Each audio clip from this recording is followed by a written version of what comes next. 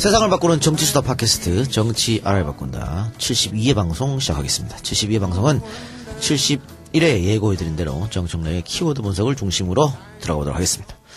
여전히 조대진 변호사 또 노승희 부장과 함께합니다.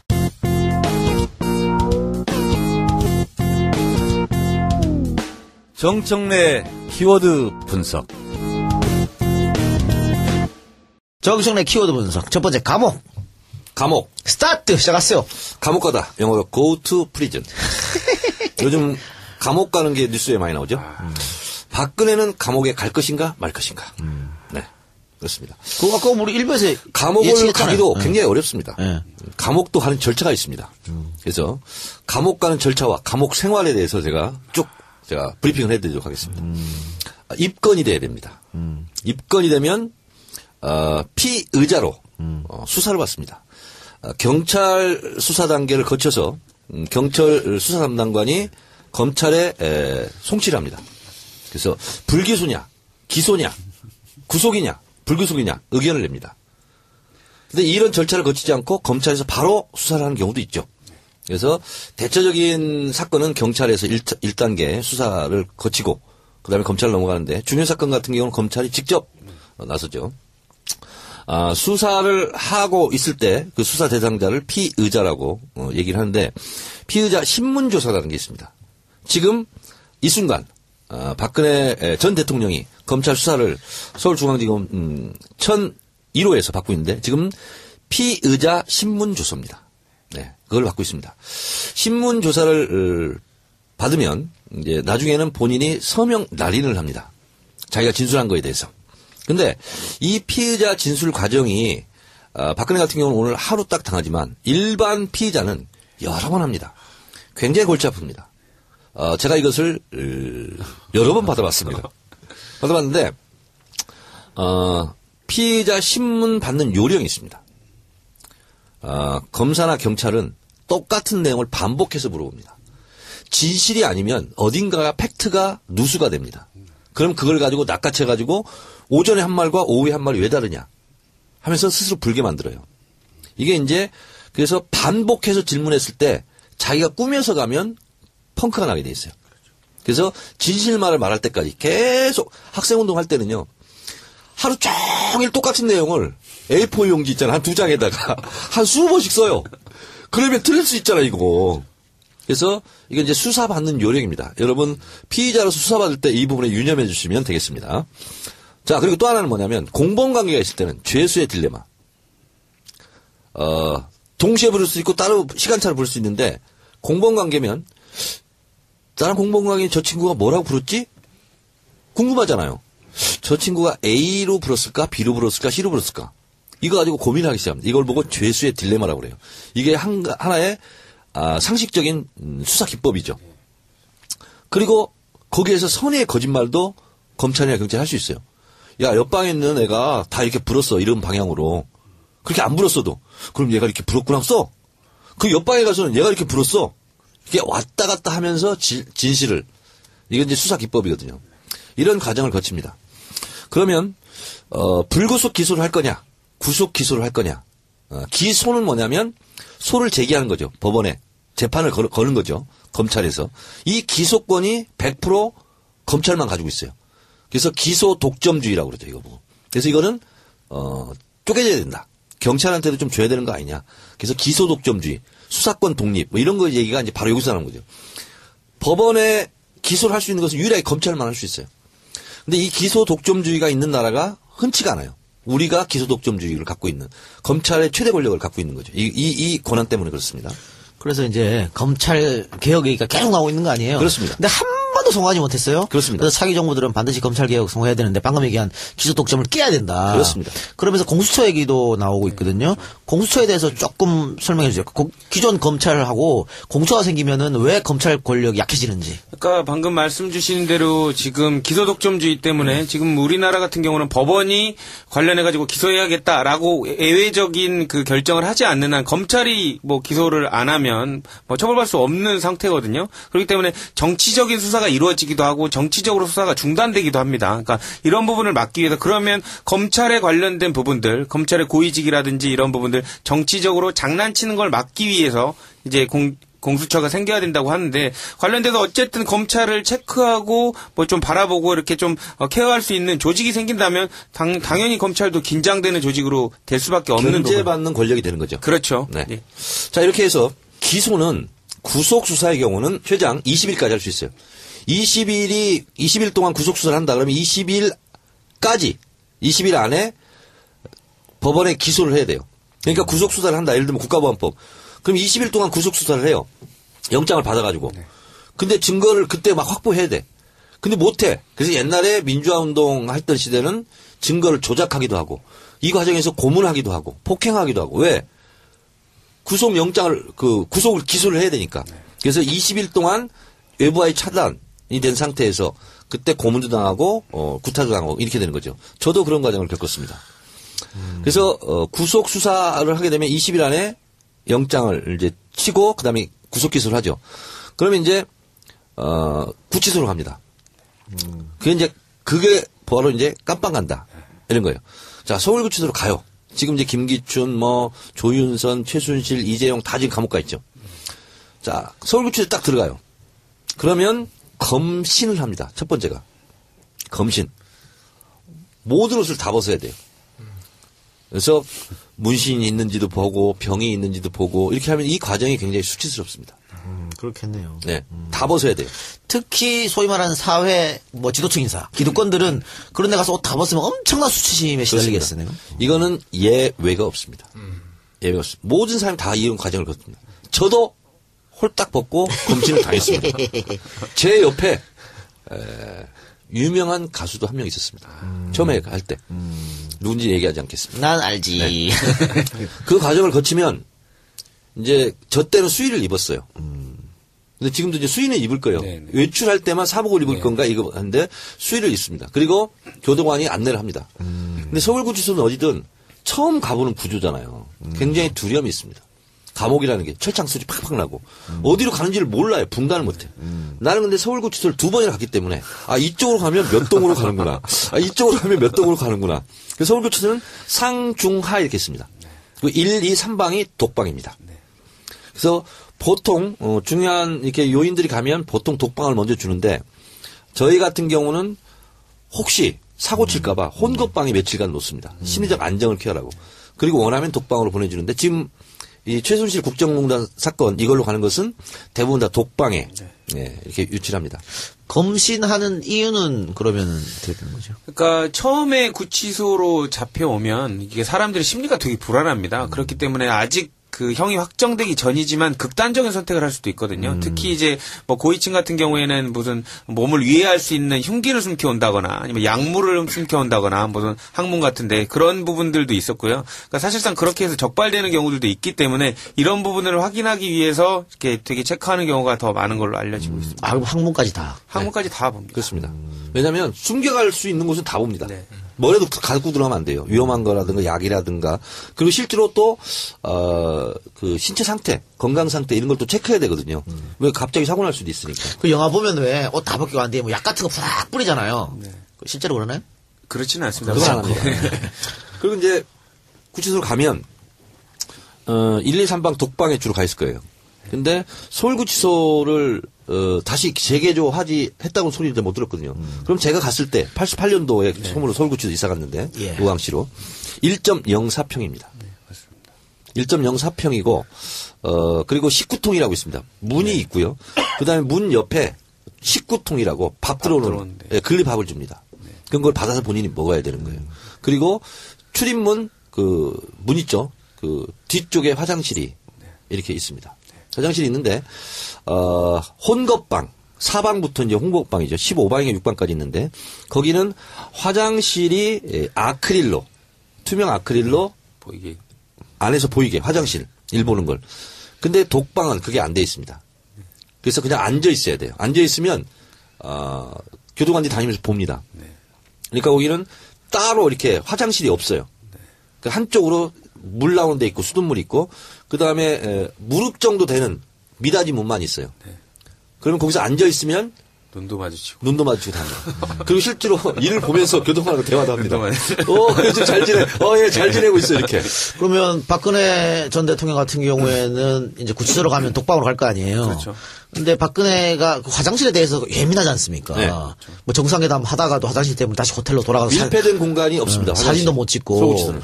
그런데 그거 좀 애먹을 것 같은데 지금 이번에 조사받을 때도 네. 그 공용 화장실 써야 된다고. 그렇죠. 지금 서울 그 10층 가면요. 검찰청 같은 경우 화장실이 되게 좁습니다. 화장실이 있고 그 옆에 민원인 휴게실이라고 있는데 거기도 이제 소파 같은 게 되게 오래된 소파들 많이 있거든요. 까만색 소파인데 테이블도 그냥 뭐 식당 테이블 같은 게 있는데 아마 지금 박 전 대통령 조사한다고 해서 다 지금 가구까지 교체한 걸로 알려지고 있거든요. 근데 이제 화장실 같은 경우는 일반 그 밑에 1층 청사하고는 달리 한 칸씩밖에 없습니다. 그래서 아마 거기 사용하기 되게 힘들 텐데요. 그렇다고 박 전 대통령 그 조사하러 오는데 그 화장실을 공사해 줄 수는 없는 일이고 아마 거기서 아마 용변은 보셨을 것으로 생각됩니다. 제가 박근혜 대통령이 조사받고 있는 바로 아래층 9층에서 제가 조사를 받았습니다. 네. 그러니까 어쨌든 지금 구치소 얘기를 하고 있는데 감옥까지 안 갔어요. 구치소 얘기를 하고 있는데 뭐 구치소도 감옥은 감옥이지. 그러면 구치소는 결국은 재판 결과가 안 난 소위 말하는 미결수들이 그렇죠. 계속 있는 것이고 네. 그러면은 재판 결과가 나면 이제 이감을 갑니다. 이감을 네. 교도소로 이제 가게 되는 거잖아요. 그렇습니다. 그래서 서울구치소는 네. 미결 그 구치소거든요. 그렇죠. 그러면 정치범들은 보통 어디로 갑니까? 옛날에 그런 거 많았죠. 정치범들끼리. 그건 뭐냐면 크루스 갑니다. 내가 예를 들어서 강원도다. 네. 그러면 제일 면회각이 뭔 데가 어디죠? 뭐, 목포입니다. 호남이나 굴로. 목포 출신이다. 그러면 원주 교도소 이렇게 보냅니다. 그럼 박 대통령 대구인데 어떻게? 거기는 이제 약간 특수 경우거든요. 그래서 박근혜 대통령이 만약에 감옥에 가면 그 1, 2, 3방이 있는 그 일반 사동에 두지는 않을 거고 예를 들면 병사가 있습니다. 또 병동. 거기는 조금 더 넓어요. 1.04평보다. 그러니까 제가 알고 있기로는 2~3평 되는 걸로 알고 있는데 거기로 가게 될 가능성이 좀 있죠. 그래서 옛날에 학생운동 제가 이제 옥중투쟁하면서 또 안에서 옥중투쟁도 많이 했거든요. 근데 동지들을 이탈시키려면 막 꼬십니다. 그래서 반성문 쓰고 나는 교도소에서 구치소에서 조용히 지내겠다. 그러면 그 친구를 따로 분리해가지고 병사로 보냅니다. 그럼 거기는 이제 정치범들하고 완전히 아웃, 배신자 이렇게 되는 거죠. 변절자. 구치소 안에서 이렇게 되는데요. 그리고 이제 그 구치소 이렇게 가게 되면 그 다음에는 이제 검취라는 게 있어요. 예. 검사 취조. 그래서 구치소 교수 용어에서는 출정이라고 그럽니다. 그거 법정에 나간다. 그걸 출정. 호송버스 타고 이제 가는 거죠. 근데 검찰에서도 작은 미니 유치장이 있습니다. 검찰 유치장. 이걸 보고 비둘기방이라고 그럽니다. 진짜 좁아요, 이건. 저도 그 비둘기장에서 하루 종일 있어본 적이 있어요. 그거 보고 불러놓고 조사를 안 하는 경우도 있어요. 면회 금지를 시키려고. 그걸 보고 불러뽕이라고 그럽니다. 불러놓고 뽕! 이렇게 한다고 해서 불러뽕이라고 그래요. 저 하루 불러뽕 당했어요. 근데 그 다음날 또 부르는 거야. 그때 검사가 누구냐. 전 법무부 차관. 무슨 동영상 사건. 김학의. 네, 936호. 제가 김학의 검사한테 하루 불러뽕을 당했어. 그렇죠. 그래서 그 다음날은 제가 출정 거부 투쟁을 했습니다. 교도소 안에서. 그때는 이제 들어가자마자 이제 했으니까 홍거방에 있었는데. 출정 거부를 하려면 이제 경비 교도대라고 그때는 있었어요. 교도소에. 그 경비 교도대가 잡으러 와요. 그럼 끌려나가야 돼. 그때 제가 출정 거부 투쟁을 진짜 확실하게 했죠. 모든 옷을 또 벗었습니다. 나 끌고 나가라. 그럼 여자 죄수들도 있고 여자 교도관들도 있기 때문에 그 상태로 못 끌고 나가죠. 입혀서 나와야 돼. 그렇죠. 자, 그러면 박근혜 전 대통령 같은 경우에 어쨌든 판결이 나서 교도소로 이감이 되면 거기서도 독방을 쓰겠죠? 그렇죠. 그렇습니다. 일단 뭐 사고의 가능성도 있고요. 뭐 홍거방을 쓰게 되면은 일단 요주의 인물이 돼버리지 않습니까? 뭐 위해를 다른 사람한테 당할 수도 있고 그렇죠. 그렇기 때문에 아마 이게 뭐 뭐 본인은 외로울 테지만 또 혼자 계신 걸 또 좋아하니까요. 근데 박 전 대통령 여자니까 여자 교도소로 가겠네요. 그렇죠. 청주? 형이 확정된다면 청주 교도소로 갈 가능성이 많죠. 네, 그렇죠. 그리고 이제 거기 이제 주로 이제 여자 전문 뭐 네, 그렇습니다. 전용 교도소 여자 전용 교도소이기 때문에 생활하기도 거기 맞춰서 돼 있고요. 교도관들도 여자들이 훨씬 많고. 자, 그리고 만약에 이제 그 재판을 받게 된다. 그러면 이제 1심, 2심 이렇게 3심 나지 않습니까? 그때까지는 서울구치소에서 생활을 하는 거예요. 그러면 거기서 일반 수들 같은 경우는 30분 운동 시간을 줍니다. 그러니까 방에 24시간 중에서 30분만 나가게 돼요. 그래서 거기는 부채살 모양처럼 돼 있는 원형의 그리고 칸칸이 쳐져 있는 거기서 운동을 합니다. 운동이라 할 것도 없어요. 그냥 걸어 다니는 거예요. 근데 요 시찰이라고 하는 건 뭐냐면 중요하게 시찰을 해야 된다. 그래서 요 시찰 같은 경우는 좀 마당 같은 데가 있어요. 그런 운동장 같은 데. 그런 데 가서 1대1 개호를 합니다. 그건 경호라고 하지 않고 개호. 그래서 1시간 정도 운동을 할 수도 있고 이런 이제 특혜를 누리기도 하는 거죠, 사실은. 그리고 나서 형이 확정되면 이감을 이렇게 갑니다. 이 감옥이라는 곳을 내가 얘기를 하니까 노승일 부장이 굉장히 그윽하게 동경의 눈빛으로 한번 가보고 싶다는 듯이. 아니, 저는 궁금한 게요. 최순실은 일반인이잖아요. 민간인. 그냥 정말 일반인인데 왜 그 사람은 왜 독방에서 TV까지 다 제공이 되는 근데 방식인지. 그 구치소에 가면요, 어떻게 보면 그 사람을 뭐 위해준다, 뭐 이렇게 생각할 수도 있지만, 솔직히 생각을 해보십시오. 거기 계신 분들이 밖의 세상을 다 듣지는 못하지만, 감으로 다 알고 있습니다. 누가 들어온다는 거 정도는. 근데 최순실이 자기 방에 딱 배정되는 순간, 그 방에 장이 있습니다. 가만히 둘까요? 어쨌든 그 사람의 괜히 미운 거죠. 그러니까, 어쨌든 잘 대해주진 않을 거란 말이죠. 위해를 가할 가능성이 많고, 실제로 그 구치소에 있는 사람들이 입이 굉장히 거칩니다. 행동도 그렇죠. 거칠고. 그리고 예를 들면 한 12~13명씩 이제 홍보방에 있는데 첫 번째 가잖아요. 나이하고 불문이야. 무조건 그 교도소 용어로는 뺑기통이라고 그래요. 화장실 그 바로 앞에 있어야 돼. 그리고 이제 한 사람씩 나갈 때마다 승진할 때마다 화장실에서 좀 먼 거리로 자꾸 이동하는 거야. 이렇게. 군대 간물대처럼. 그렇지. 아니, 최순실도 입이 거칠기는 국가대표급인데. 근데 못 당해요. 그러니까 뭐냐면 최순실 씨가 제일 지금 불편을 겪고 있을 것이 목욕일 거야. 왜냐면 거기는 그 무슨 라카룸처럼 샤워 시설만 있어요. 쭉 돼 있고 공동 목욕에 그리고 일주일에 한 번인가 이렇게 하게 되고 운동하고. 근데 본인은 거기 가면 못 가요. 그러니까 아마 본인이 자기 독방에서 해결을 해야 될 거야. 그러니까 뭐 생수통을 한 번 했다고. 근데 따뜻물도 안 나오고 겨울에. 그러니까 목욕을 하는데 상당히 어려웠을 겁니다. 네, 이상 감옥에 대한 키워드 분석을 마치겠습니다. 그래요. 자, 그럼 두 번째 쿠마리. 쿠마리. 네팔에 가면 카트만두에 가면 쿠마리 사원이 있습니다. 쿠마리란 뜻은 네팔어로 살아있는 여신이란 뜻입니다. 그래서 이게 이제 굉장히 네팔의 전통인데 실제로 가면 10세 이하의 여자아이를 뽑습니다. 축제에서. 그래서 뽑는 기준이 한 35가지 돼요. 뭐 목이 어때야 되고 등은 어때야 되고 그래서 뽑습니다. 그래서 쿠마리로 뽑히면 여신이 되는 거예요. 그리고 쿠마리 사원에 가면 우리 이제 경복궁 같은 게 이런 게 있어요. 그러면 3층에 하루에 3번씩 한 1, 2분가량 문을 열고 얼굴을 비춥니다. 그래서 그 얼굴을 표정을 봤을 때 내가 오늘 복 받았다. 올해 운수가 좋다. 이런 거거든요. 그래서 아이죠, 아이. 아이가 그러니까 7, 8살 때 이제 그 쿠마리 여신으로 뽑히면 완전히 추앙을 받습니다. 네팔 국민들의 여신으로서. 그리고 초경을 하면 쫓겨납니다. 그러니까 한 7살에 뽑혔다. 그러면 13살. 이때 한 7, 8년 이렇게 여신으로 활동하거든요. 그래서 빨간 옷도 입고 뭐 이렇게 얼굴도 장식하고 화장도 하고 머리도 올림머리 하고 막 이래요. 이렇게 하는데 사람들은 이제 관광객들도 가고 저도 이제 카트만두 갔을 때 거기를 갔었어요. 그리고 실제로 문 여는 걸 제가 봤어요. 그 눈이 마주쳤어. 그래서 나보고 그러더라고. 복 받았다고. 근데 이 쿠마리는 할 줄 아는 게 아무것도 없을 거 아니에요. 그래서 쿠마리를 받던 뭐 시녀 같은 이런 사람들이 다 해주는 거예요. 밥도 해주고 옷도 입혀주고 뭐도 하고 그러니까 본인이 사회생활을 못하는 거예요. 그 어릴 때. 우리로 치면 초등학교에 다녀야 되는데 물론 이제 공부는 따로 개인 학습으로 하긴 한다고 그래요. 근데 모든 것은 시키는 대로 해야 되는 거예요. 그리고 축제 때 되면 우리 둘이 치면 가마 같은 데 있잖아요. 이런 게 타가지고 다니는 거야. 그럼 사람들이 막 발 한번 만져보고 나 행운이다 막 이러고.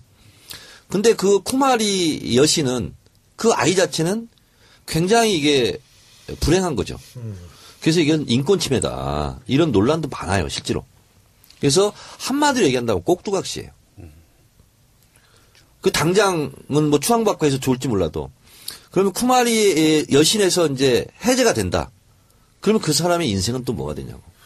그게 대체적으로 불행하게 산대요. 그 쿠마리들이. 근데 이게 지금 한 100년 정도 됐어요. 이렇게 실제로 지금 같은 제도로 네팔에서. 근데 실제로 이 쿠마리 보면 이제 이쁘장하고 얼굴도 동그랗고 이런 여자 아이인데 여신을 떠받들면서 그러니까 나 좋자고 사실은 그 아이에게 희생을 요구하는 건 아닌가 이런 생각이 좀 듭니다. 그럼 쿠마리 얘기하면서 결국은 박근혜랑 연결지어서 말씀하신 그러니까 거예요? 그렇게 얘기하는 분이 있어요. 연세대에서 해직된 황상민 교수가 실제로 박근혜도 개인적으로 보면 그런 불행한 거 아니냐. 최순실이 다 시켜서 한 거 아니냐. 뭐 그러면서 그렇게 황상민 교수는 또 분석을 하더라고요. 박근혜 본인은 자기가 꼭두각시였다 걸 몰랐겠죠? 그럴 수 그걸 알면 그렇게 했겠어요. 그러니까. 네. 그래서 쿠마리랑 그래서 이게 어떻게 보면 하나의 상징화되고 그리고 많은 사람들이 그 쿠마리를 보면서 어떤 본인들의 각자 해석에 따라서 뭐 이렇게 행복하기도 하고 이렇게 할지지만 정작 그 쿠마리의 운명은 굉장히 불행한 거다. 그러면 노승일 부장님 지금 뭐 쿠마리 얘기도 하고 꼭두각시 얘기도 했지만 그 두 번째 뭐 들어가고 이랬을 때 뭔가 최순실과 또 뭐 박근혜 사이 뭔가 있다는 걸 느꼈잖아요. 그렇죠. 근데 이 정도로 정말 꼭두각시 노릇하는 것처럼 최순실이 권력이 거대했다라고 느꼈습니까? 아니면 이 정도일 줄 몰랐나요? 그 부분은 요 근래 이제 알았죠. 그때는 지나오면서 영태하고 얘기하면서. 그건 그때는 그냥 최순실이 워낙 그 박근혜랑 친하니까 이렇게 혜택을 받는다 이렇게만 생각했군요. 그렇죠. 근데 그렇게만 생각했죠. 아까 점심 먹으면서 들어보니까 고영태가 실제로 최순실 운전수 역할도 했다면서요. 그렇지, 운전. 그럼 차 안에서 이제 박근혜하고 이제 통화하는 걸 다 들었다는 거지. 네. 고영태 씨가. 근데 거의 갑을 관계가 뒤바뀐 걸로. 네. 어떻게 얘기를 했나요? 이건 이렇게 하면 안 되고 좀 저렇게 해야지 뭐 이렇게 얘기를 했다고 하더라고요. 영태가 들었는데 그래서 영태는 이거는 뭐 정청래 의원께서도 말씀하셨듯이 가분을 관계가 바뀐 상황이었던 거죠. 집사람이 저희 집사람이 저한테 명령하듯이. 그러니까 체득이 딱 여보세요. 보시면 아시겠지만 당신은 항상 의리야. 갑이라고 생각한 거야? 그래 뒤바뀌었다고 생각한 거야? 병정무라고 생각하고 있습니다. 보시면 아시겠지만은 최순실이 잘한 건 연설문 고치는 거 이게 이제 취미였다 이렇게 고영태가 얘기했었잖아요. 그럼 연설문 자체는 정책이잖아요. 그렇죠. 어디 가서 어떻게 연설하느냐에 따라서 산업이 바뀔 수가 있고 그다음 증권시장에서 어떤 테마주가 움직일 수 있고 어떤 종목이 움직일 수가 있는데 그러면 산업이 변화가 된단 말이죠. 그렇죠. 그거를 다 연설문으로 고쳤다는 거는 본인이 국정을 운영한 거나 마찬가지죠. 당연합니다. 예. 그러니까 패턴 이런 겁니다. 연설문은 정책이 됩니다. 정책은 예산이 따라옵니다. 그렇죠. 예산이 따라오는데 뭐가요? 꼬이는 거야, 이권이. 그렇게 되는 거거든. 그러니까 왜 연설문을 고쳤을까? 최순실이. 저는 바로 돈이었다고 생각합니다. 사익 추구. 흐름을. 네. 아니 그럼 두 번째 들어갔을 때 네. 이런 흐름을 딱 보고 네. 야 나도 그 최순실 라인 한번 잡아가지고 네. 돈도 좀 벌어보자. 네. 이런 생각도 사람이랑 할 수 있는 거 아닌가요? 그런 생각은 전혀 안 가졌어요. 이야. 네. 그러기에는 너무 정의로워. 근데 이번 일 터지고 나서 그런 질문들이 있었어요. 좀 기분 나쁜 질문이지만, 혹시 최순실하고 딜을 하려고 하지 않았느냐. 전혀 없었다. 이거 딱 서류 갖고 와가지고 네. 나 폭로한다? 예, 예. 뭐 이런 식으로. 네. 네. 전혀 없었다. 아니, 내가 왜 최순실하고 미쳤다고 딜을 하냐. 차라리 정말 내가 돈이 필요했으면 삼성하고 했어야지. 그렇죠. 그럼 삼성 같은 경우에는 찔림을 줬을 텐데. 아 그렇네. 예. 그런 얘기를 했었죠. 자, 제가 요즘 공부를 많이 합니다. 예. 그래서, 연설문 얘기가 나왔으니까, 예. 김대중 노무현 대통령의 연설문과 박근혜 연설문이 차이 나는 점이 몇 가지 있습니다. 특히 이제 노무현 대통령 같은 경우는 연설문에 동사가 많이 나옵니다. 이것은 행동, 실천, 뭐 이런 거거든요. 근데 박근혜 연설문은 명사가 많이 나온답니다. 그리고 동사가 별로 없답니다. 자, 근데 박근혜나 최순실은 사실은 어휘력이 부족하거든요. 제가 봤을 때. 많이 부족하죠. 많이 부족하거든요. 그러니까 뭐 거시기 있잖아, 그거 있잖아, 저렇게 하고 이렇게 하고 그렇게 된 거잖아, 뭐 이렇게 주로 얘기하는데 연설문은 약간 정반대 경향입니다. 명사를 많이 사용합니다. 그래서 명사가 많은 연설문은 확정적, 지시, 명령 쪽 이런 게 연설문이랍니다. 근데 이제 동사가 많다는 것은 설득 쪽 이런 거라는 거죠. 그래서 박근혜 연설문에 그런 특징이 하나 있고 또 하나는 어떤 교수님이 이제 이 분석을 해가지고 쭉 이제 얘기하는 걸 들어보니까 토론과 연설은 다르거든요. 연설은 감성이 들어가야 되고 토론은 팩트가 들어가야 되거든요. 근데 박근혜의 토론과 연설을 거꾸로 했다는 거예요. 네. 그러니까 토론을 하고 뭐 이럴 때는 자기 막 감정을 막 드러내고 책상을 치고 이렇게 하면 안 되는 거예요. 그리고 연설은 자기 의견 주장을 얘기하는 거기 때문에 감성에 호소하기도 하고 뭐 이래야 되거든요. 근데 이걸 거꾸로 했다는 거예요. 토론과 연설을. 박근혜는. 예. 자, 더불어민주당 경선 모집이 마감됐어요. 마감됐는데 212만 3,039명 이렇게 마감됐습니다. 214만. 예, 214만 3,039명 마감이 됐고 여기서 과연 얼마나 또 투표에 참여하실까? 일단 뭐 지난번은 한 50% 됐다 그래요. 네. 근데 이번에는 한 60-70% 하면 130-40만 명 정도 예상이 될까요? 제가 좀 가만히 계산해 볼게요. 예. 갑자기 투표율이 떠오르네. 63%. 63%. 그래요. 그러면 한 120-30만쯤 참여하지 않을까 싶습니다. 많이들 참여해 주시고요. 자, 그리고 경선이 이제 바로 시작되는 거죠? 네. 우리 지금 녹음 날은 21일입니다만 22일 날 수요일 날 현장 투표. 현장 투표. 네. 예. 현장 투표? 현장 투표. 가서 하는 직접. 거. 마포의 경우는 마포 선관위에서 예. 하는데 예. 참관이 있어요. 예. 그 각 캠프별로. 네. 예. 그래서 마포는 누가 하느냐? 청래당 당원 2명을 보냈어. 그러면 ARS 투표는 언제 시작하는 거죠? ARS 투표는 첫 투표가 3월 27일 날 광주 순회 경선이 있거든요. 전 이틀 동안. 전 예. 이틀. 나 이런 거 있잖아. 다 외우고 다니면 머리 아파 죽겠어요. 숫자에 되게 강하신 것 같습니다. 날짜, 뭐 일정, 뭐 이런 거에 대단하십니다. 저는 부인하지 않겠습니다. 그러면 나이가 들었다는 증거인데요. 어떻게? 예, 나이가 들었다는 증거는 네. 날짜를 잘 기억한대요. 숫자. 왜 나는 그러냐면은 가물가물하니까 몇 월 며칠 항상 이렇게 외운다는 거죠. 나 어렸을 때부터 그런데. 아, 그러세요? 어렸을 때부터. 자, 그러면 27일에 광주 경선 투표를 하면 26일, 25일 ARS 투표가 되는 네. 거죠. 근데 광주 경선에서 그냥 바로 이 현장에 참여해서 또 투표하신 분 계시잖아요. 그렇죠. 현장 투표. 그분은 또 27일 대의원들. 가서 그리고 권리당원들도 선택하게 달리거든요. 그래서 3월 27일 날 바로 공개합니다. 바로 공개, 현장 그날. 공개. 예. 자, 그러면 지금 모든 후보들이 이 광주 경선에 사활을 걸고 있습니다. 네. 뭐 첫판이라는 상징성도 있지만 한 20%가 넘어요. 네. 광주 지역이, 호남 지역이. 네, 20%. 그렇기 때문에 수도권이 50%. 예, 여기에 많은 이제 관심을 기울이고 있고 또 노무현 대통령이 광주에서 아주 좋은 성적을 내서 노풍을 불러일으켰기 때문에 네. 지금 2, 3, 4등 하는 후보는 우리도 그렇게 할 것이다 라고 생각해서 광주 경선에 지금 올인하고 있는 그런 모양새입니다. 그리고 뭐 문 대표 같은 경우는 광주 경선에서 그냥 첫 판에 50%를 넘어버리면 그 뒤는 뭐 사실은 광주 경선이 예. 굉장히 이제 언론에 관심도 많고 그렇죠. 그 결과에 따라서 어떻게 되는 거 아니냐 이렇게 하는데 제가 또 경선 전문가잖아요. 예. 경영 전문가에서 본다면 1차 50%를 넘는다. 그러면 문 대표로 쏠림 현상으로 갑니다. 그렇게 되겠죠. 근데 50%를 못 넘는다. 그럼 문재인 위기론이 나옵니다. 그러고 나서 급속하게 안희정 표가 이탈할 수 있어요. 이거 잘못되는 거 아니에요, 문재인? 그래서 어떻게 결과가 나오든 간에 문재인한테는 불리할 건 없어요. 근데 지금 안희정 지사 측은 이런 것 같아요. 첫판 투표에서 한 자릿수, 그러니까 뭐 9%든 8%든 좁히고 두 번째 경선이 충청에서 하니까 내 텃밭이다. 이런 생각이 있는 것 같은데. 그렇지 않을 거고요. 이게 이제 전체 안희정 지사가 지금 거의 유일하게 뭐랄까 홍보를 하고 있는 게 뭐냐면 나의 호감도가 제일 높다. 이렇게 나오는 거거든요. 근데 그거는 약간 조삼모사가 있는 것이 전체 유권자를 대상으로 지지도가 제일 높은 문재인이 호감도가 낮을 수밖에 없어요.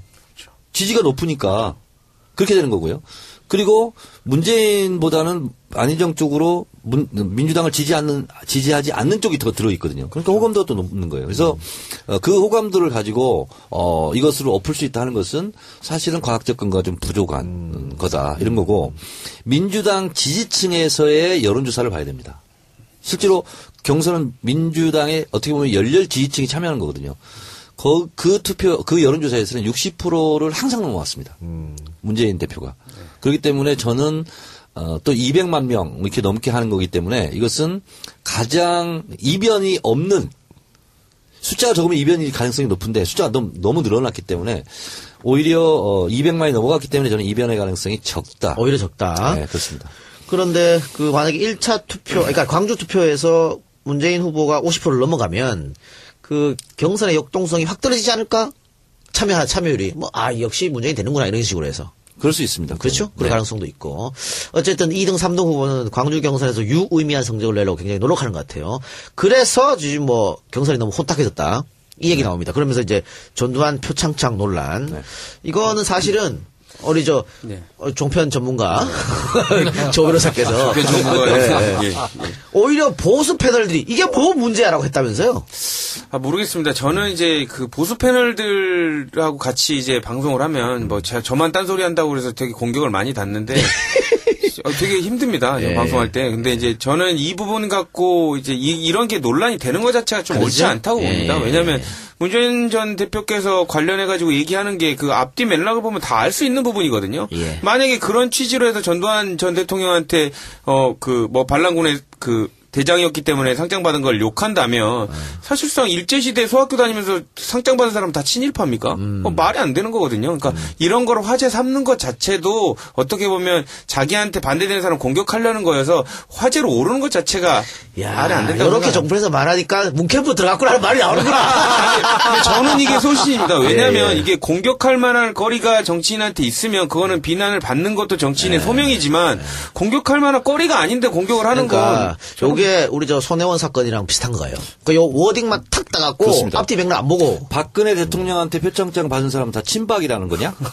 맞습니다. 이런 거잖아요. 예, 그렇죠. 근데 문재인 대표가 잘못한 거 있어요. 그 사병 때 4년 후에 전두환이 쿠데타를 미리 알았던 거야. 그 쿠데타를 일으킬 거라는 것을 미리 알았어야지 왜 그걸 몰랐냐고. 저희가 문 대표님이 잘못하셨네요. 그걸 알고 나는 4년 후에 전두환이 쿠데타를 일으킬 거기 때문에 상장을 받지 않겠다. 근데 지금 2등, 3등 캠프에서 어쨌든 논란을 일으키려고 갖고 온 것 같은데 좀 잘못 생각한 게 요즘 사실은 그 유권자가 옛날 유권자가 다르잖아요. 정보를 오만 데서 다 얻거든. 그러니까 앞뒤 맥락 자르고 이렇게 해도 다 자기들이 알아요. 그러니까 오히려 역효과가 났잖아요. 그래서. 75년도에 입대하자마자 받았다는 거 아니야. 네, 그렇습니다. 그리고 본인은 제대를 했어요. 그리고 나서 4년 뒤에. 4년 뒤에 일어난 일이야. 그렇죠. 그리고 본인이 TV 토론을 통해서 반란군의 우두머리라고 얘기했어. 나 이런 사람한테까지 받았다. 뭐가 문제가 되냐고. 근데 문제가 됐어. 그래서 제가 이것은 정리하는 트위터를 하나 날려야 되겠다. 그래서 안희정의 모순 화법. 문재인의 언어는 그토록 이해 못하면서 박근혜 자유한국당과는 어떻게 연립 정부를 구성하려는가. 이명박 대통령한테 본인은 이명박이 좋은 대통령이라서 표창장 받았나. 이명박한테 표창장 받았으면 울고 있어야지 왜 웃고 있는가. 그렇죠. 이걸로 정리가 됐어. 나 한 가지 아쉬운 점이 있어요. 그 반란군 우두머리 전두환 씨한테 이렇게 했으면 어땠을까라는. 그러니까 지금 광주에서는 왜 장군을 붙였냐 이걸로 또 화를 내신 분이 계시더라고. 그래서 내가 장군 그래서 또 멍군 했어 이렇게. 트위터로. 그걸로 다 정리가 됐어. 네. 이거는 사실 얘기할 거리가 안 되고요. 오히려 유권자들이 더 잘 알 것 같아요. 오히려 지금 이걸 문제시하는 사람은 역풍 받아가지고. 안희정, 이재명 손해봤어요. 예. 캠프에서 손해를 봤어요. 자, 그러면 아까 근데 경선 얘기를 했는데 그러면은 정청래 의원은 광주 경선에서 네. 50%를 넘는다고 보는 거죠? 저는 네. 자, 최종 어떻게 해요? 어떻게? 최종. 결선 투표 가느냐 안 가느냐? 안 가죠. 안 간다. 재밌는 여론조사가 있어가지고 방금 MBN이 리얼비트에 의뢰해서 민주당 선거 인단만 가지고 여론조사를 했습니다. 네. 요거 재밌네. 그러니까 전체 여론조사 한 게 아니에요. 민주당 선거 인단만 가지고 19, 20일 양일간 실시했는데 문재인 52.9, 안희정 25.1, 이재명 19.5 나왔어요. 근데 이게 52.9니까 아송다송한데? 2012년이 53% 투표했거든요. 그래서 제가 계속 얘기했잖아요. 2012년 기준으로 봤을 때 53% 플러스 마이너스 1. 그래서 많이 받으면 55 이렇게 받을 거다. 얘기했고 전체 득표도 본선 대선도 그 정도를 득표하지 않을까 이렇게 생각한다. 그 근거는 더불어민주당 그 후보들 있잖아요. 지지율을 다 합치면 60% 정도 되고 심상정 이렇게 되면 한 65% 이렇게 되거든요. 그러면 지금의 여론의 흐름은 예전하고 다른 게 하나 있어요. 흐름이 변하지가 않습니다. 박 대통령 탄핵해야 된다. 80%. 이 흐름이 변하지가 않아요.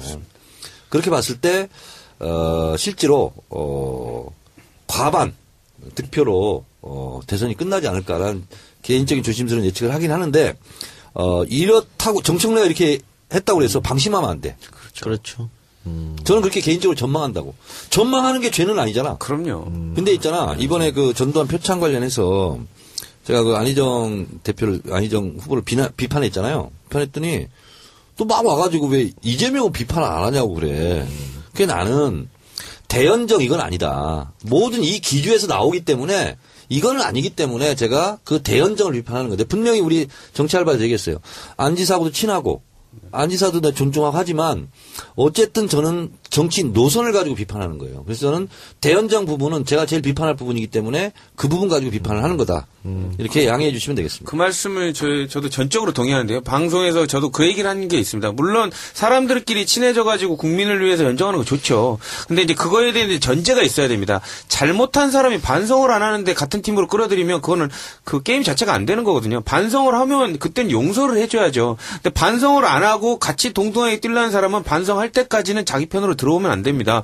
근데 지금 안희정 지사님의 얘기는 언뜻 들어보면 반성도 안 하는 애 그냥 우리 그냥 같이 한번 뛰어보자라고 하는 것 같거든요. 그러면 실패가 반복될 가능성이 높기 때문에 문 전 대표도 그 부분을 비판하고 있는 것 같습니다. 조대진입니다. 경선 신청했어요? 비밀입니다. 윤수일 부장은 했어요? 안 했습니다. 안 했었어요? 네. 그래요. 잘했어요. 네. 경선 얘기도 했고, 뭐, 전두환 표창장 얘기도 했고, 세월호 얘기 좀 해볼까요? 세월호 인양이 원래 작년 여름쯤에 된다 그랬다가 자꾸 딜레이 돼서 작년 겨울 하다가 또 딜레이 돼서 얼마 전에 뭐 날짜 정했더만 한 3시간 만에 또 번복하고 이런 일이 벌어졌어요. 왜 자꾸 이런 일이 일어난다고 생각하십니까? 우선, 예. 헌재 판결문에서 세월호 부분을 가지고는 인용을 하지 않았어요. 상당히 저는 좀 유감스럽습니다. 그 부분이. 그리고 세월호 유가족들이 이것 때문에 굉장히 또 한이 될 것 같아.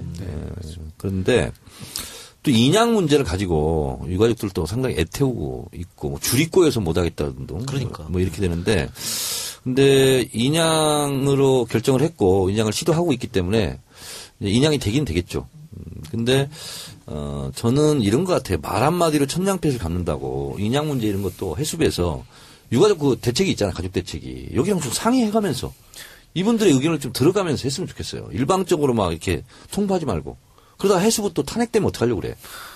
박근혜도 지금 뭐 일방적으로 자기가 무슨 왕이고 공주처럼 해가지고 무슨 국민을 말이야 시녀처럼 생각하고 뭐 이런 마인드로 지금 탄핵이 된 거 아닙니까? 이제 박근혜 대통령도 이제 파면됐고 했으니까 해수부가 이제 이 부분에 대해서 좀 소신을 갖고 유가족들과 상의해가면서 마음 다치지 않게 좀 그렇게 했으면 좋겠어요. 특히 아직 그 사체를 찾지 못한 유족들은 얼마나 가슴이 그렇습니다. 하루하루가 정말 미어질 텐데. 세월호 얘기하니까 갑자기 또 눈물 나려고. 빨리 인양을 해서 수습 아직 하지 못한 그런 분들 빨리 수습하고 중요한 것은 가라앉은 세월호를 끌어올리면 진실에 조금 우리가 한 발 다가갈까 이 문제 아닙니까? 어떻게 그렇죠. 그걸 기대를 하고 있죠. 예. 그리고 이제 그 미수습자 가족들이 유가족이 되는 게 소원이라는 거 아닙니까 지금 이게 유가족이 되는 게 소원이라는 게 말이 이게 성립이 안 되는 말이잖아요. 근데 그만큼 찾고 싶은 거예요. 그래서 세월호 유가족들도 이 미수습자 가족들한테는 굉장히 조심스러워합니다. 예. 왜냐하면 본인들은 뭐 시신 아무것도 못 찾았잖아 지금. 예. 그래서 최우선은 이 미수습자 가족들의 의사를 많이 반영해서 이렇게 인양 작업을 했으면 좋겠다 이런 생각이 듭니다. 그 세월호 관련해서 이제 말씀을 드리면 저도 이번에 그 아까 의원님께서 말씀 주신 대로 그게 안 들어간 거에 대해서 되게 가슴이 아팠습니다. 그 예전에 이제 세월호 대책 그 유가족 대책 변호사로 그때 지금은 의원님 대신 박주민 변호사님하고 같이 활동을 했었거든요. 저는. 그랬어요? 예, 같이 활동을 하고. 그때 나는 왜 못 봤지? 저도 계속 활동을 하고 같이 처음에 할 때부터 그 체육관에서도 저도 계속 가 있고 그렇게 했습니다. 국회도 왔었어요? 국회는 안 갔습니다. 국회는 안 가고 이제 그 처음에 사고 났을 때부터 제가 이제 계속 가서 진도도 가고. 아니 캐릭터가 딱 보면 눈에 싹 들어오는데 왜 못 봤어요? 아니 내가 세월호 때 TF 요원이었거든. 그래서 관련해가지고 관련된 관련된 그 변협 관련된 부분도 위원회도 훌륭한 변호사구나. 이 방송 나가면 검색어 조대진 변호사 뜰 것 같아. 누구지? 그러면서. 저희 집사람이 그때 아이가 되게 아팠는데 제가 한 5개월 됐는데 그냥 팽목항으로 그 다음날 바로 갔습니다. 운전해서 그랬더니 훌륭한 사람이구나. 집사람이 가정한테 봉사 좀 하라고 막. 아니, 제가 훌륭하니까 될 것 같지요. 정치 알바를 듣는 우리 청취자 여러분, 한 가지 제가 부탁을 드리겠습니다. 이걸 들으시는 순간, 조대진, 실검 1위 한번 갑시다. 진짜. 예. 많이 쳐주세요, 조대진. 이렇게. 조대진. 아니, 조대진! 이렇게 하면 손수 입지가 줄어드는 거 아니에요? 손수 갈자고. 갈아버려. 예. 이 말씀 계속 하세요, 그래서. 네.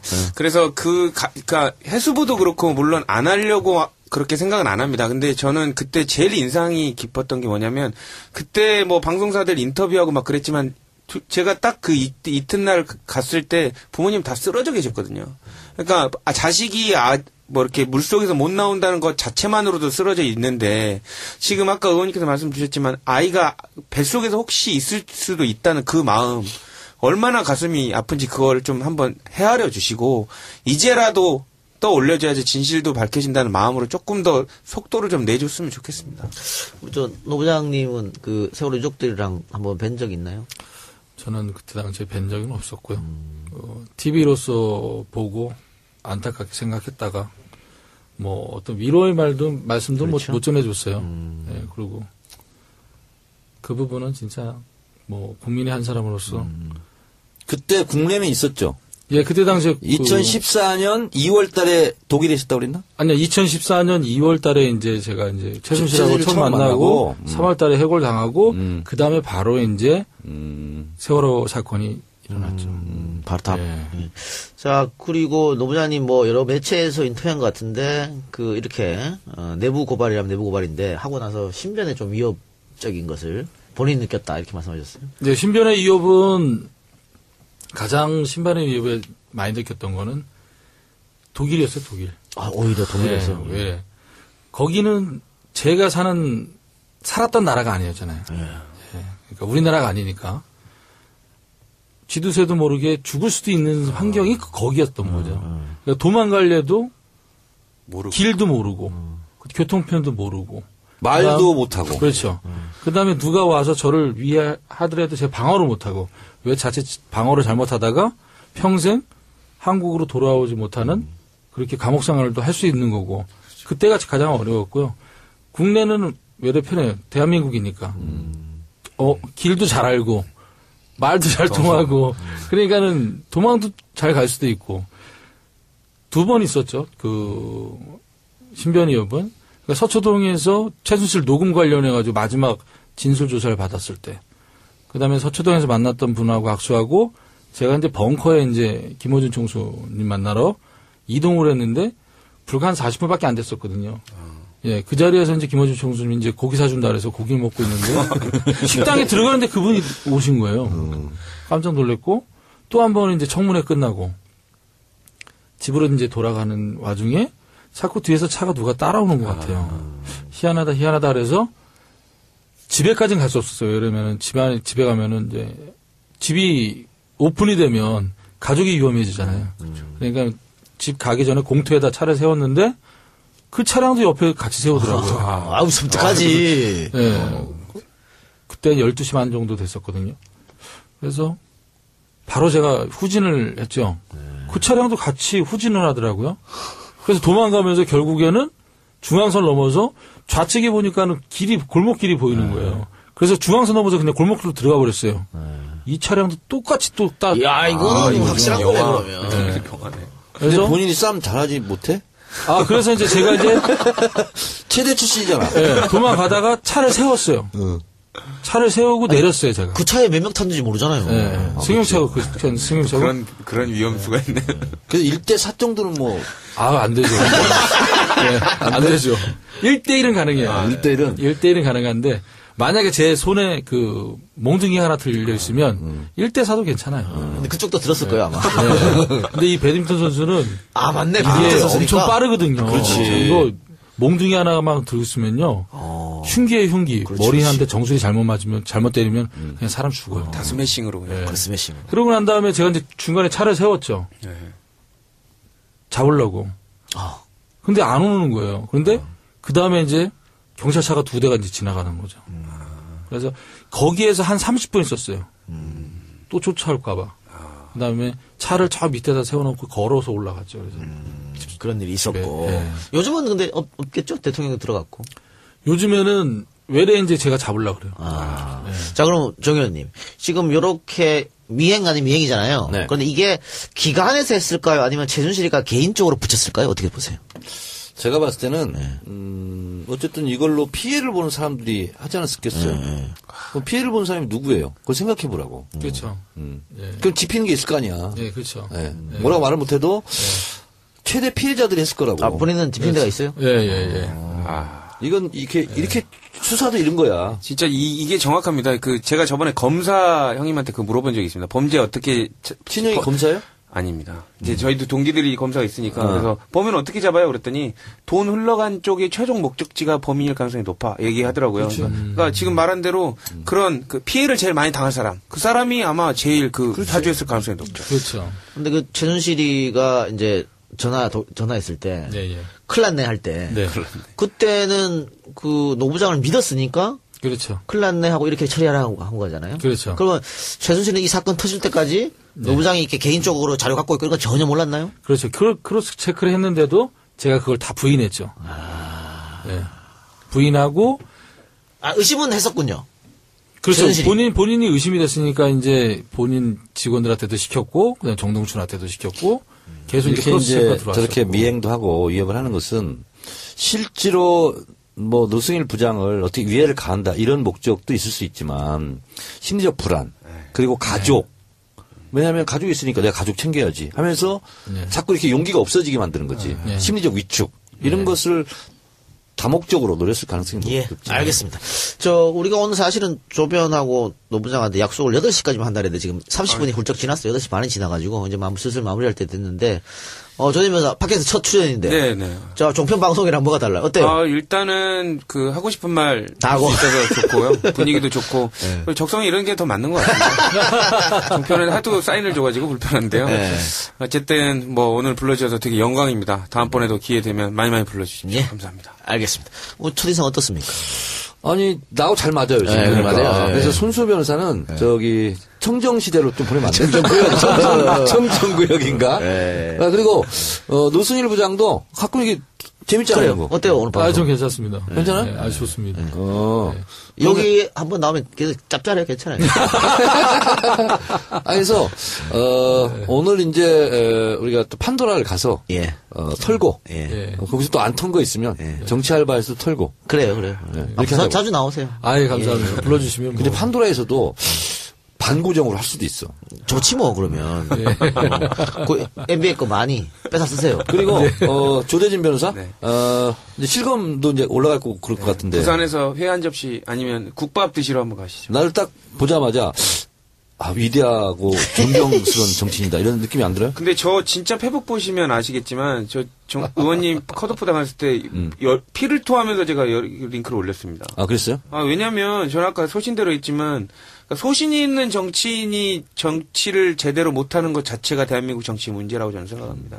그러니까 이런 부분들 때문에 앞에 계셔서가 아니라 오늘 제 페북을 한번 들어와 보시면. 아니 그런데 그럼 아까 손혜원 의원도 좋아한다고 그러고 정청래 의원도 이렇게 좋아한다고 그러고 내가 처음에 같이 나가자고 섭외했을 때 좀 시큰둥했잖아요. 아닙니다. 아니야? 근데 제 페북을 보면 정말로 정청래 의원님과 손혜원 의원님을 되게 좋아하는 글들이 많이 올라와 있는데 그 이유는 딱 하나입니다. 본인이 하실 얘기를 분명히 하시는 분입니다. 그래서 제가 좋아합니다. 어떻게 차차기 법무부 장관. 심각하게 고려해볼게. 임명장을 막 남만하기 때문에 한 100개쯤 날렸어 지금 벌써. 우리 청래당에 또 당직도 많아. 알겠습니다. 청래당에. 청래당 공식 법률 자문으로. 알겠습니다. 알겠습니다. 어쨌든 정치알바 71회, 72회 우리 두 분 스페셜 게스트 오셔가지고 방송이 좀 더 풍성해진 것 같고요. 손혜원 의원은 71회에서 알려드렸지만 조만간에 다시 컴백하는 걸로 그렇게 하겠습니다. 조금 기다려주세요. 복귀. 그렇죠. 자 오늘 세 분 고생하셨고요. 그 사이에 우리 방청객이 늘었네요. 두 분이 더 늘었어요. 고마워요. 저기도 다 청래단입니다. 이거 감사해요. 오늘 지금 공개적으로 제가 트위터를 안 날렸어요. 야, 오늘 뒤에 일정이 없으면 우리 노부장한테 또 제가 고기를 한번 쏘겠는데 예. 일정이 있어가지고. 네. 다음에 우리 한번 고기. 조 변호사도 고기 잘 먹게 생겼어. 아, 없어서. 그렇죠? 예. 자, 고기 한번 몸이 먹도록 고기야 지금. 네, 보니까. 그래요. 알겠습니다. 자, 오늘 세 분 수고하셨고, 우리 들어준 청취자 여러분 대단히 감사합니다. 저희는 다음 주에 아무 일 없이 돌아오도록 하겠습니다. 고맙습니다. 네, 고맙습니다. 감사합니다. 면 뭐 처벌받을 수 없는 상태거든요. 그렇기 때문에 정치적인 수사가 이루어지기도 하고 정치적으로 수사가 중단되기도 합니다. 그러니까 이런 부분을 막기 위해서 그러면 검찰에 관련된 부분들, 검찰의 고위직이라든지 이런 부분들 정치적으로 장난치는 걸 막기 위해서 이제 공수처가 생겨야 된다고 하는데 관련돼서 어쨌든 검찰을 체크하고 뭐 좀 바라보고 이렇게 좀 케어할 수 있는 조직이 생긴다면 당연히 검찰도 긴장되는 조직으로 될 수밖에 없는 부분. 견제받는 권력이 되는 거죠. 그렇죠. 네. 예. 자, 이렇게 해서 기소는 구속 수사의 경우는 최장 20일까지 할 수 있어요. 20일 동안 구속 수사를 한다 그러면 20일까지 20일 안에 법원에 기소를 해야 돼요. 그러니까 구속 수사를 한다. 예를 들면 국가보안법. 그럼 20일 동안 구속 수사를 해요. 영장을 받아가지고. 근데 증거를 그때 막 확보해야 돼. 근데 못해. 그래서 옛날에 민주화 운동 했던 시대는 증거를 조작하기도 하고 이 과정에서 고문하기도 하고 폭행하기도 하고 왜? 구속을 기소를 해야 되니까. 그래서 20일 동안 외부와의 차단이 된 상태에서 그때 고문도 당하고 구타도 당하고 이렇게 되는 거죠. 저도 그런 과정을 겪었습니다. 그래서 구속 수사를 하게 되면 20일 안에 영장을 이제 치고 그다음에 구속 기소를 하죠. 그러면 이제 구치소로 갑니다. 그게 바로 이제 깜빵 간다 이런 거예요. 자, 서울구치소로 가요. 지금 이제 김기춘, 조윤선, 최순실, 이재용 다 지금 감옥 가 있죠. 자, 서울구치소에 딱 들어가요. 그러면 검신을 합니다. 첫 번째가 검신. 모든 옷을 다 벗어야 돼요. 그래서 문신이 있는지도 보고 병이 있는지도 보고 이렇게 하면 이 과정이 굉장히 수치스럽습니다. 그렇겠네요. 네, 다 벗어야 돼요. 특히 소위 말하는 사회 지도층 인사, 기득권들은 그런 데 가서 옷 다 벗으면 엄청난 수치심에 시달리겠으네요.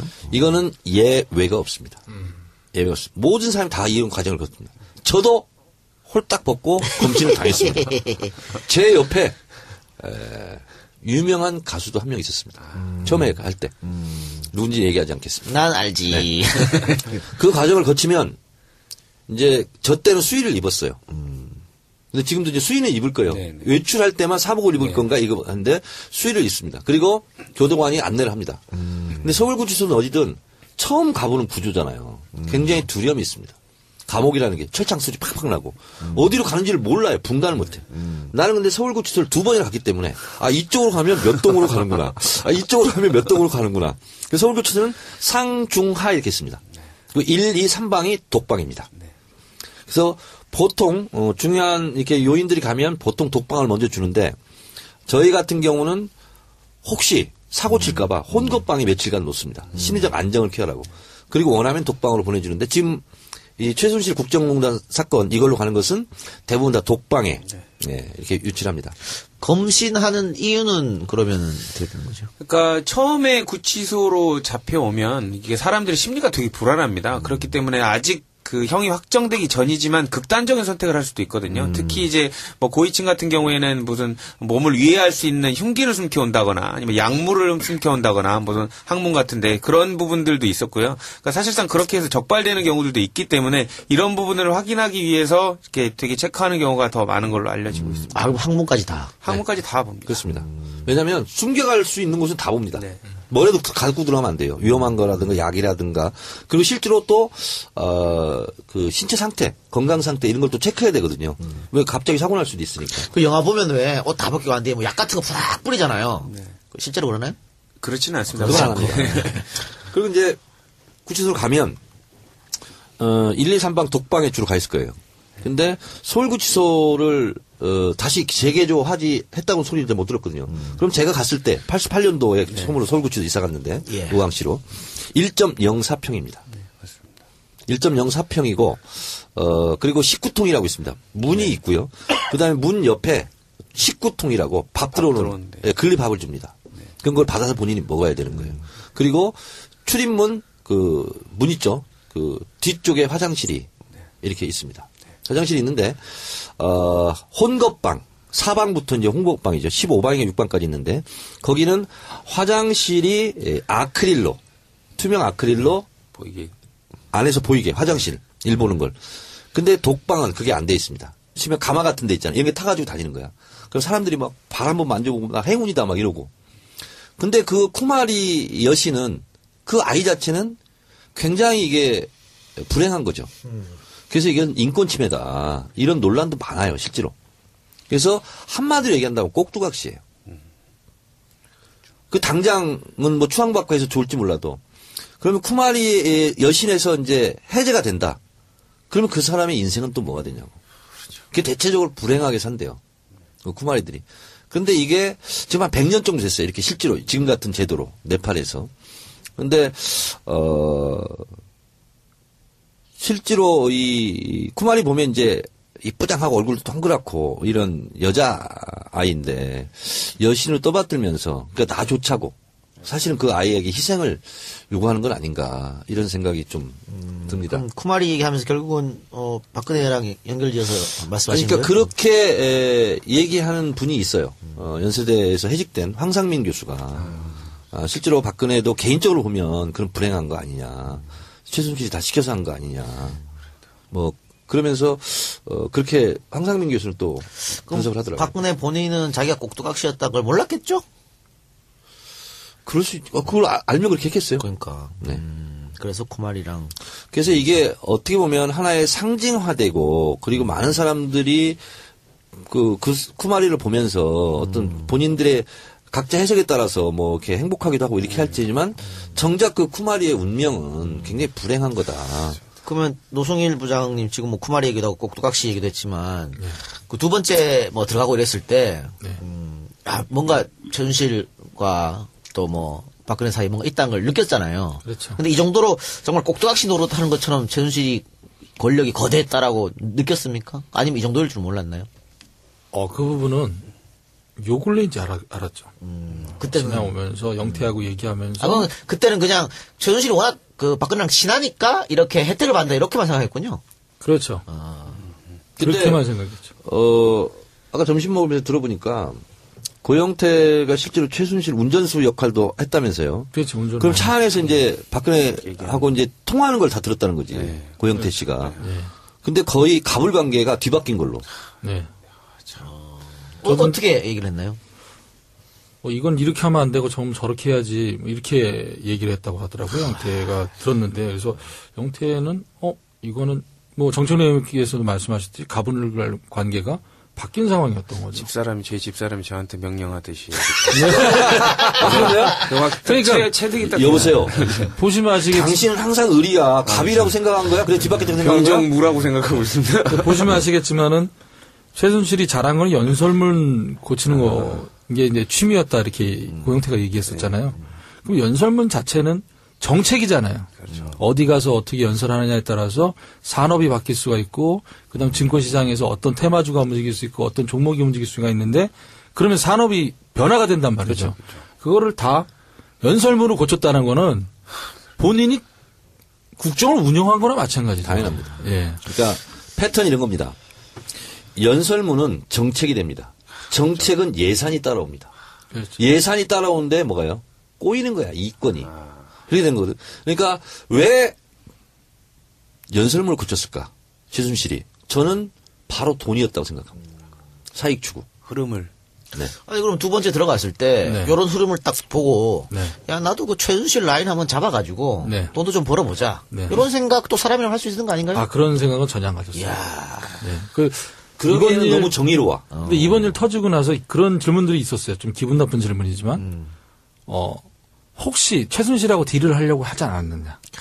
전혀 없었다. 이거 딱 서류 갖고 와가지고 네. 나 폭로한다? 예, 예. 뭐 이런 식으로. 예, 네. 전혀 없었다. 아니, 내가 왜 최순실하고 미쳤다고 딜을 하냐. 차라리 정말 내가 돈이 필요했으면 삼성하고 했어야지. 그렇죠. 그럼 삼성 같은 경우에는 찔림을 줬을 텐데. 아 그렇네. 예. 그런 얘기를 했었죠. 자, 제가 요즘 공부를 많이 합니다. 예. 그래서, 연설문 얘기가 나왔으니까, 예. 김대중 노무현, 대통령의 연설문과 박근혜 연설문이 차이 나는 점이 몇 가지 있습니다. 특히 이제 노무현 대통령 같은 경우는 세상을 바꾸는 정치수다 팟캐스트 정치 알아야 바꾼다 72회 방송 시작하겠습니다. 72회 방송은 71회 예고해드린 대로 정청래의 키워드 분석을 중심으로 들어가보도록 하겠습니다.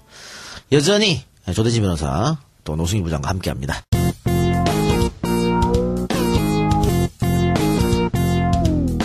정청래 키워드 분석. 정청래 키워드 분석 첫 번째 감옥 스타트 시작하세요. 감옥 가다. 영어로 go to prison. 요즘 감옥 가는 게 뉴스에 많이 나오죠. 박근혜는 감옥에 갈 것인가 말 것인가. 네, 그렇습니다. 그거 아까 우리 일부에서 감옥을 예측했잖아요. 가기도 굉장히 어렵습니다. 네. 감옥도 하는 절차가 있습니다. 그래서 감옥 가는 절차와 감옥 생활에 대해서 제가 브리핑을 해드리도록 하겠습니다. 입건이 돼야 됩니다. 입건이 되면 피의자로 수사를 받습니다. 경찰 수사 단계를 거쳐서 경찰 수사 담당관이 검찰에 송치를 합니다. 그래서 불기소냐, 기소냐, 구속이냐, 불구속이냐 의견을 냅니다. 그런데 이런 절차를 거치지 않고 검찰에서 바로 수사를 하는 경우도 있죠. 그래서 대체적인 사건은 경찰에서 1단계 수사를 거치고 그다음에 검찰로 넘어가는데 중요 사건 같은 경우는 검찰이 직접 나서죠. 수사를 하고 있을 때 그 수사 대상자를 피의자라고 얘기를 하는데 피의자 신문조사라는 게 있습니다. 지금 이 순간 박근혜 전 대통령이 검찰 수사를 서울중앙지검 1001호에서 받고 있는데 지금 피의자 신문조사입니다. 네, 그걸 받고 있습니다.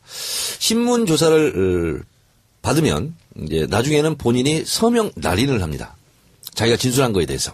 근데 이 피의자 진술 과정이 박근혜 같은 경우는 오늘 하루 딱 당하지만 일반 피의자는 여러 번 합니다. 굉장히 골치 아픕니다. 제가 이것을 여러 번 받아봤습니다. 받아봤는데 피의자 신문 받는 요령이 있습니다. 검사나 경찰은 똑같은 내용을 반복해서 물어봅니다. 진실이 아니면 어딘가 팩트가 누수가 됩니다. 그럼 그걸 가지고 낚아채가지고 오전에 한 말과 오후에 한 말이 왜 다르냐 하면서 스스로 불게 만들어요. 이게 이제 그래서 반복해서 질문했을 때 자기가 꾸며서 가면 펑크가 나게 돼 있어요. 그래서 진실말을 말할 때까지 계속 학생운동 할 때는요. 하루 종일 똑같은 내용을 A4 용지 있잖아. 한 2장에다가 한 20번씩 써요. 그러면 틀릴 수 있잖아, 이거. 그래서 이게 이제 수사받는 요령입니다. 여러분, 피의자로서 수사받을 때 이 부분에 유념해 주시면 되겠습니다. 자, 그리고 또 하나는 뭐냐면, 공범관계가 있을 때는 죄수의 딜레마. 동시에 부를 수 있고 따로 시간차로 부를 수 있는데, 공범관계면, 나랑 공범관계 저 친구가 뭐라고 불렀지? 궁금하잖아요. 저 친구가 A로 불었을까? B로 불었을까? C로 불었을까? 이거 가지고 고민하기 시작합니다. 이걸 보고 죄수의 딜레마라고 그래요. 이게 하나의 상식적인 수사 기법이죠. 그리고 거기에서 선의의 거짓말도 검찰이나 경찰이 할 수 있어요. 야, 옆방에 있는 애가 다 이렇게 불었어. 이런 방향으로. 그렇게 안 불었어도. 그럼 얘가 이렇게 불었구나 써. 그 옆방에 가서는 얘가 이렇게 불었어. 이게 왔다 갔다 하면서 진실을. 이건 이제 수사 기법이거든요. 이런 과정을 거칩니다. 그러면 불구속 기소를 할 거냐, 구속 기소를 할 거냐. 기소는 뭐냐면 소를 제기하는 거죠. 법원에 재판을 거는 거죠. 검찰에서. 이 기소권이 100% 검찰만 가지고 있어요. 그래서 기소 독점주의라고 그러죠. 이거 보고. 그래서 이거는 쪼개져야 된다.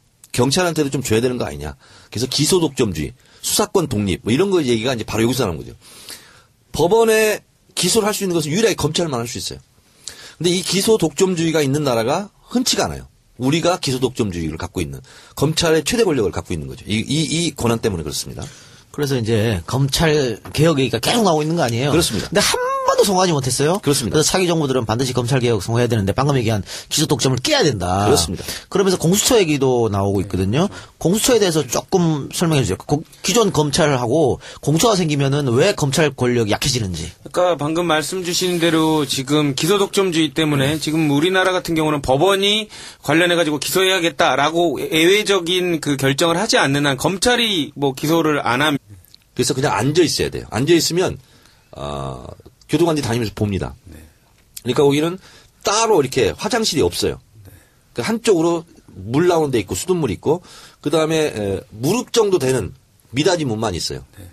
그러면 거기서 앉아 있으면 눈도 마주치고 답니다. 그리고 실제로 이를 보면서 교통하고 대화도 합니다. 잘 지내. 예, 잘 지내고 있어 이렇게. 그러면 박근혜 전 대통령 같은 경우에는 이제 구치소로 가면 독방으로 갈 거 아니에요. 그렇죠.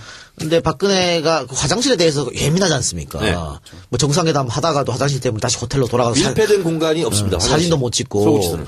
그런데 그거 좀 애먹을 것 같은데 지금 이번에 조사 받을 때도 네. 그 공용 화장실 써야 된다고. 그렇죠. 지금 서울 그 10층 가면요. 검찰청 같은 경우 화장실이 되게 좁습니다. 화장실이 있고 그 옆에 민원인 휴게실이라고 있는데 거기도 이제 소파 같은 게 되게 오래된 소파들 많이 있거든요. 까만색 소파인데 테이블도 그냥 뭐 식당 테이블 같은 게 있는데 아마 지금 박 전 대통령 조사한다고 해서 다 지금 가구까지 교체한 걸로 알려지고 있거든요. 근데 이제 화장실 같은 경우는 일반 그 밑에 1층 청사하고는 달리 한 칸씩밖에 없습니다. 그래서 아마 거기 사용하기 되게 힘들 텐데요. 그렇다고 박 전 대통령 그 조사하러 오는데 그 화장실을 공사해 줄 수는 없는 일이고 아마 거기서 아마 용변은 보셨을 것으로 생각됩니다. 제가 박근혜 대통령이 조사받고 있는 바로 아래층 9층에서 제가 조사를 받았습니다. 네. 그러니까 어쨌든 지금 구치소 얘기를 하고 있는데 감옥까지 안 갔어요. 구치소 얘기를 하고 있는데 뭐 구치소도 감옥은 감옥이지. 그러면 구치소는 결국은 재판 결과가 안 난 소위 말하는 미결수들이 계속 있는 것이고 네. 그러면 재판 결과가 나면 이제 이감을 갑니다. 이감을 네. 교도소로 이제 가게 되는 거잖아요. 그렇습니다. 그래서 서울구치소는 미결 그 구치소거든요. 그렇죠. 그러면 정치범들은 보통 어디로 갑니까? 옛날에 그런 거 많았죠. 정치범들끼리. 그거는 뭐냐면 크로스를 갑니다. 내가 예를 들어서 강원도다. 그러면 제일 면회 가기 먼 데가 어디죠? 뭐, 목포입니다. 호남이나 불로. 목포 출신이다. 그러면 원주 교도소 이렇게 보냅니다. 그럼 박 대통령 대구인데 어떻게? 거기는 이제 약간 특수 경우거든요. 그래서 박근혜 대통령이 만약에 감옥에 가면 그 1, 2, 3방이 있는 그 일반 사동에 두지는 않을 거고 예를 들면 병사가 있으면 또 병동 거기는 조금 더 넓어요. 1.04평보다. 그러니까 제가 알고 있기로는 2-3평 되는 걸로 알고 있는데 거기로 가게 될 가능성이 좀 있죠. 그래서 옛날에 학생운동 제가 이제 옥중투쟁하면서 또 안에서 옥중투쟁도 많이 했거든요. 근데 동지들을 이탈시키려면 막 꼬십니다. 그래서 반성문 쓰고 나는 교도소에서 구치소에서 조용히 지내겠다. 그러면 그 친구를 따로 분리해가지고 병사로 보냅니다. 그럼 그 거기는 이제 정치범들하고는 완전히 아웃, 배신자 이렇게 되는 거죠. 변절자. 구치소 안에서 이렇게 되는데요. 그리고 이제 그 구치소 이렇게 가게 되면 그 다음에는 이제 검취라는 게 있어요. 예. 검사 취조. 그래서 구치소 교수 용어에서는 출정이라고 그럽니다. 그거 법정에 나간다. 그걸 출정. 호송버스 타고 이제 가는 거죠. 근데 검찰에서도 작은 미니 유치장이 있습니다. 검찰 유치장. 이걸 보고 비둘기방이라고 그럽니다. 진짜 좁아요, 이건. 저도 그 비둘기장에서 하루 종일 있어본 적이 있어요. 그거 보고 불러놓고 조사를 안 한 경우도 있어요. 면회 금지를 시키려고. 그걸 보고 불러뽕이라고 그럽니다. 불러놓고 뽕! 이렇게 한다고 해서 불러뽕이라고 그래요. 저 하루 불러뽕 당했어요. 근데 그 다음날 또 부르는 거야. 그때 검사가 누구냐. 전 법무부 차관. 무슨 동영상 사건. 김학의. 네, 936호. 제가 김학의 검사한테 하루 불러뽕을 당했어. 그렇죠. 그래서 그 다음날은 제가 출정 거부 투쟁을 했습니다. 교도소 안에서. 그때 이제 들어가자마자 이제 했으니까 홍보방에 있었는데. 출정 거부를 하려면 이제 경비 교도대라고 그때는 있었어요. 교도소에. 그 경비 교도대가 잡으러 와요. 그럼 끌려나가야 돼. 그때 제가 출정 거부 투쟁을 진짜 확실하게 했죠. 모든 옷을 또 벗었습니다. 나 끌고 나가라. 그러면 여자 죄수들도 있고 여자 교도관들도 있기 때문에 그 상태로 못 끌고 나가죠. 입혀서 나와야 돼. 그렇죠. 자, 그러면 박근혜 전 대통령 같은 경우에 어쨌든 판결이 나서 교도소로 이감이 되면 거기서도 독방을 쓰겠죠? 그렇죠. 그렇습니다. 네. 일단 뭐 사고의 가능성도 있고요. 뭐 홍거방을 쓰게 되면은 일단 요주의 인물이 돼버리지 않습니까? 뭐 위해를 다른 사람한테 당할 수도 있고 그렇죠. 그렇기 때문에 아마 이게 뭐 본인은 외로울 테지만 또 혼자 계신 걸 또 좋아하니까요. 근데 박 전 대통령 여자니까 여자 교도소로 가겠네요. 그렇죠. 청주? 형이 확정된다면 청주 교수로 갈 가능성이 많죠. 네, 그렇죠. 그리고 이제 거기 이제 주로 이제 여자 전문 네, 그렇습니다. 전용 여자 전용 교도소이기 때문에 생활하기도 거기 맞춰서 돼 있고요. 교도관들도 여자들이 훨씬 많고. 자, 그리고 만약에 이제 재판을 받게 된다. 그러면 이제 1심, 2심 이렇게 3심 나지 않습니까? 그때까지는 서울구치소에 생활을 하는 거예요. 그러면 거기서 일반수들 같은 경우는 30분 운동 시간을 줍니다. 그러니까 방에 24시간 중에서 30분만 나가게 돼요. 그래서 거기는 부채살 모양처럼 돼 있는 원형의 그리고 칸칸이 쳐져 있는 거기서 운동을 합니다. 운동이라 할 것도 없어요. 그냥 걸어 다니는 거예요. 근데 요 시찰이라고 하는 건 뭐냐면 중요하게 시찰을 해야 된다. 그래서 요 시찰 같은 경우는 좀 마당 같은 데가 있어요. 그런 운동장 같은 데. 그런 데 가서 1대1 개호를 합니다. 그건 경호라고 하지 않고 개호. 그래서 1시간 정도 운동을 할 수도 있고 이런 이제 특혜를 누리기도 하는 거죠, 사실은. 그리고 나서 형이 확정되면 2감을 이렇게 갑니다. 이 감옥이라는 곳을 내가 얘기를 하니까 노승일 부장이 굉장히 그윽하게 동경의 눈빛으로 한번 가보고 싶다는 듯이. 아니, 저는 궁금한 게요. 최순실은 일반인이잖아요. 민간인. 그냥 정말 일반인인데 왜 그 사람은 왜 독방에서 TV까지 다 제공이 되는 근데 방식이지? 그 구치소에 가면요, 어떻게 보면 그 사람을 뭐 위해준다, 뭐 이렇게 생각할 수도 있지만, 솔직히 생각을 해보십시오. 거기 계신 분들이 밖의 세상을 다 듣지는 못하지만, 감으로 다 알고 있습니다. 누가 들어온다는 것 정도는. 근데 최순실이 자기 방에 딱 배정되는 순간, 그 방에 장이 있습니다. 가만히 둘까요? 어쨌든 그 사람의 괜히 미운 거죠. 그러니까, 어쨌든 잘 대해주진 않을 거란 말이죠. 위해를 가할 가능성이 많고, 실제로 그 구치소에 있는 사람들이 입이 굉장히 거칩니다. 행동도 그렇죠. 거칠고. 그리고 예를 들면 한 12, 3명씩 이제 홍고방에 있는데 첫 번째 가잖아요. 나이하고 불문이야. 무조건 그 교도소 용어로는 뺑기통이라고 그래요. 화장실 그 바로 앞에 있어야 돼. 그리고 이제 한 사람씩 나갈 때마다 승진할 때마다 화장실에서 좀 먼 거리로 자꾸 이동하는 거야. 이렇게. 군대 간물대처럼. 그렇지. 아니, 최순실도 입이 거칠기는 국가대표급인데. 근데 못 당해요. 그러니까 뭐냐면 최순실 씨가 제일 지금 불편을 겪고 있을 것이 목욕일 거야. 왜냐면 거기는 그 무슨 라카룸처럼 샤워 시설만 있어요. 쭉 돼 있고 공동 목욕에 그리고 일주일에 한 번인가 이렇게 하게 되고 운동하고. 근데 본인은 거기 가면 못 가요. 그러니까 아마 본인이 자기 독방에서 해결을 해야 될 거야. 그러니까 뭐 생수통을 한 번 했다고 근데 땀물도 안 나오고 겨울에. 그러니까 목욕을 하는데 상당히 어려웠을 겁니다. 네, 이상 감옥에 대한 키워드 분석을 마치겠습니다. 그래요. 자, 그럼 두 번째 쿠마리. 쿠마리. 네팔에 가면 카트만두에 가면 쿠마리 사원이 있습니다. 쿠마리란 뜻은 네팔어로 살아있는 여신이라는 뜻입니다. 그래서 이게 이제 굉장히 네팔의 전통인데 실제로 가면 10세 이하의 여자아이를 뽑습니다. 축제에서. 그래서 뽑는 기준이 한 35가지가 돼요. 뭐 목이 어때야 되고 등은 어때야 되고 그래서 뽑습니다. 그래서 쿠마리로 뽑히면 여신이 되는 거예요. 그리고 쿠마리 사원에 가면 우리 이제 경복궁 같은 게 이런 게 있어요. 그러면 3층에 하루에 3번씩 한 1, 2분가량 문을 열고 얼굴을 비춥니다. 그래서 그 얼굴을 표정을 봤을 때 내가 오늘 복 받았다. 올해 운수가 좋다. 이런 거거든요. 그래서 아이죠, 아이. 아이가 그러니까 7, 8살 때 이제 그 쿠마리 여신으로 뽑히면 완전히 추앙을 받습니다. 네팔 국민들의 여신으로서. 그리고 초경을 하면 쫓겨납니다. 그러니까 한 7살에 뽑혔다. 그러면 13살. 이때 한 7, 8년 이렇게 여신으로 활동하거든요. 그래서 빨간 옷도 입고 뭐 이렇게 얼굴도 장식하고 화장도 하고 머리도 올림머리 하고 막 이래요. 이렇게 하는데 사람들은 이제 관광객들도 가고 저도 이제 카트만두 갔을 때 거기를 갔었어요. 그리고 실제로 문 여는 걸 제가 봤어요. 그 눈이 마주쳤어. 그래서 나보고 그러더라고. 복 받았다고. 근데 이 쿠마리는 할 줄 아는 게 아무것도 없을 거 아니에요. 그래서 쿠마리를 받던 뭐 시녀 같은 이런 사람들이 다 해주는 거예요. 밥도 해주고 옷도 입혀주고 뭐도 하고 그러니까 본인이 사회생활을 못하는 거예요. 그 어릴 때. 우리로 치면 초등학교에 다녀야 되는데 물론 이제 공부는 따로 개인 학습으로 하긴 한다고 그래요. 근데 모든 것은 시키는 대로 해야 되는 거예요. 그리고 축제 때 되면 우리